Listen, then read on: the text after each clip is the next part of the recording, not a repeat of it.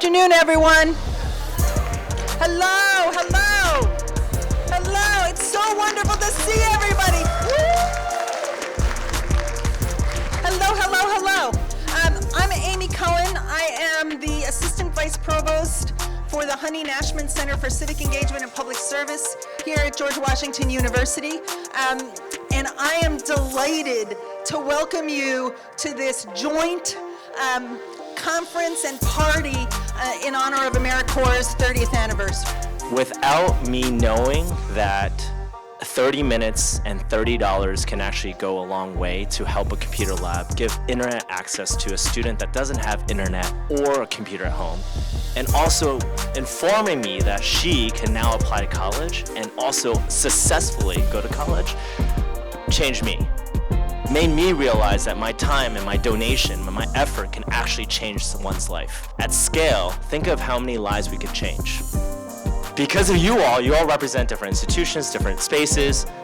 I think this room is what is going to set the stage for what will happen in terms of making sure that we cover everyone and make sure that nobody's behind. I always have to remind myself, because it's so deeply, and it is deeply embedded, that we're doing this work for individuals, for institutions, and for communities. We want to improve, change, and better at all three levels at the same time. For 30 years, National Service has provided the on-ramp for community engagement and democratic learning. This is where and how service happens on campuses. To create that on-ramp for future public service. We see it now, we've seen it before through AmeriCorps members, Climate Corps members, NCCC, and other programs within the federal government like Pathways, Peace Corps, and the Presidential Management Fellowships. These programs help to catalyze a lifetime of service to our communities. We have been able to grow this work across schools.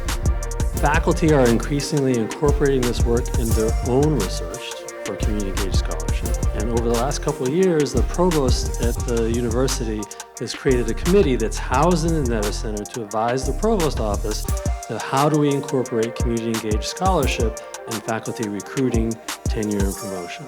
So it's been a long process.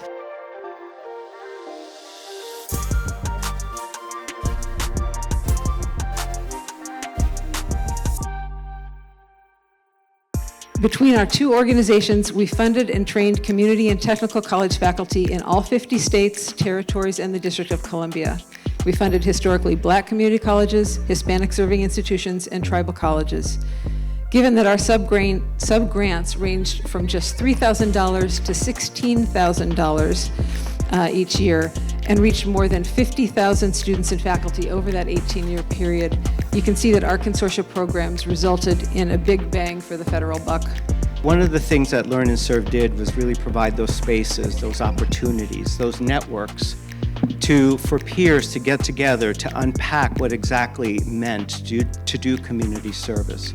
And when it came to educational systems, the National Community Service Act was really, in large part, about engaging young people of all ages, but especially young people, in service activities.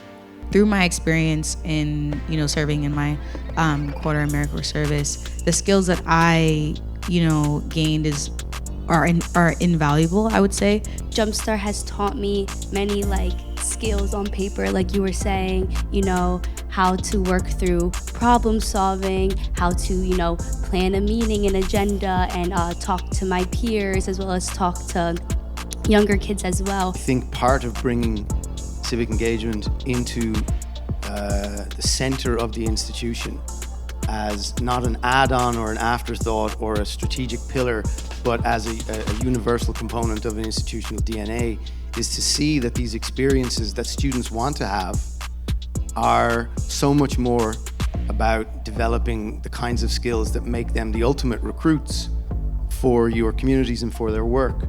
And so, for whom is there a loser in that? We've had a really wonderful day, and when we talked about this closing panel, Amy said, can we just kind of also provide a cap about what we've heard thus far? And there's been some natural themes that have emerged.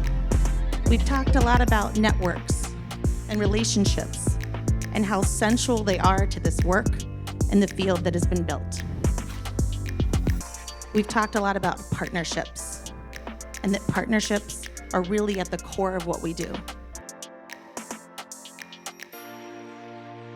Another piece of evidence we have, which I found so compelling, is more than 70% of our AmeriCorps alums said that they actually changed a deeply held belief after their AmeriCorps service. The thing that helped me find my people was service. Volunteering in Boston Public Schools, first teaching civic education as an enrichment program in Boston Public Schools classrooms, and then running after school and summer programs in Roxbury, in Boston. That's where I found my people. I also think we need to help higher ed leaders see where AmeriCorps and advocacy for AmeriCorps can advance the broader higher ed mission.